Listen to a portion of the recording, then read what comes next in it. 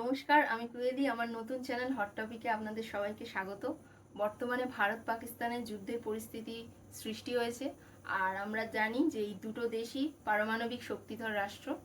যদি কোনো কারণবশত দু দেশের কোনো দেশ পারমাণবিক শক্তির প্রয়োগ করে ফেলে, তাহলে আমাদের মানব জাতির কাছে সেটা বিরাট বড় অভিশাপ হয়ে দাঁড়াবে। আর সেই অভিশাপের ফলস্বরূপ আমরা পরবর্তী প্রজন্মের পর প্রজন্ম ধ্বংস হয়ে যাব। যার উদাহরণ হিসেবে আমরা এর আগে দেখেছি হিরোশিমা নাগাসাকির কি অবস্থা। তো এই পারমাণবিক বোমা যদি প্রয়োগ হয়ে যায় কোনো কারণে, আর সেটা থেকে আমরা নিজেদের আত্মরক্ষার জন্য কি কি প্রিকশন ফলো করতে পারি, সে নিয়ে আপনাদের সাথে কিছু বিস্তারিত আলোচনা করব। পাকিস্তানের কাছে যে সমস্ত পারমাণবিক বোমা আছে সেগুলি হচ্ছে গৌরী, বাবর, শাহিন। আর ইন্ডিয়ার কাছে যে সমস্ত পারমাণবিক বোমাগুলি আছে সেটা হচ্ছে অগ্নি 1, 2, 3, 4 আর 5। আর পাকিস্তানের পারমাণবিক বোমার হাইয়েস্ট রেঞ্জ হচ্ছে 2000 কিলোমিটার, আর লোয়েস্ট রেঞ্জ হচ্ছে 70 কিলোমিটার। যেখানে ইন্ডিয়ার কাছে এই পারমাণবিক বোমার হাইয়েস্ট রেঞ্জ হচ্ছে 5000+ কিলোমিটার, আর লোয়েস্ট রেঞ্জ হচ্ছে 1000 কিলোমিটার। এর থেকে বোঝা যাচ্ছে যে পাকিস্তানের থেকে আমাদের ভারত পারমাণবিক বোমার দিক থেকে অনেকটা এগিয়ে।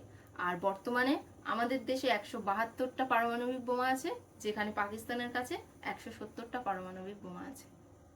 পারমাণবিক বোমা যেখানে ব্লাস্ট হবে সেখানে প্রথম 2 মিনিটের মধ্যে প্রচুর পরিমাণে হিট জেনারেট হয়, আর সেই হিটটা সূর্যের সারফেস টেম্পারেচারের থেকে 1000 গুণ বেশি হয়, আর যার ফলে সেখানে একটা মানুষের বেঁচে থাকা অসম্ভব হয়ে যায়। আর যদি কোনো মানুষ গ্রাউন্ড জিরো থেকে 1.5-2 কিলোমিটার দূরে থাকে, তাহলে সে বাঁচার সম্ভাবনা থাকে, কিন্তু সেটা খুবই কম, খুবই কম। সঠিক। এই ব্লাস্ট হওয়ার সঙ্গে সঙ্গে আমরা ইনস্ট্যান্ট রিয়াকশনটা কি নেব সেটাই আপনাদের জানাচ্ছি। প্রথমেই আমরা মাটিতে শুয়ে পড়ব, তারপর আমাদের মাথাটাকে নিজেদের হাত দিয়ে কভার করে নেব। তারপর আমরা যদি আশেপাশে কোথাও বেসমেন্ট খুঁজে পাই সেখানে ঢুকে যাব।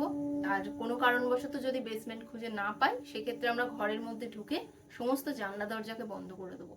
এরপরে এই যে রেডিয়েশনের যে ফ্ল্যাশটা আসবে, সেইটা থেকে আমরা নিজেদের চোখকে রক্ষা করব।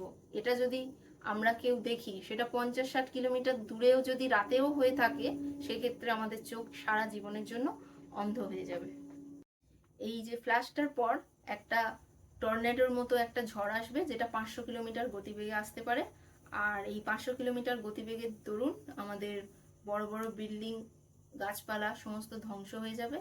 আর এই এর দরুন শার্পেন অবজেক্ট যেগুলো আমাদের ক্ষতি করতে পারে, সেই ক্ষেত্রে আমরা প্রথমে মাটিতে শুয়ে পড়ব। শুয়ে পড়ে আমরা আমাদের ঘাড়, মাথা সমস্ত হাত দিয়ে ঢেকে নেব।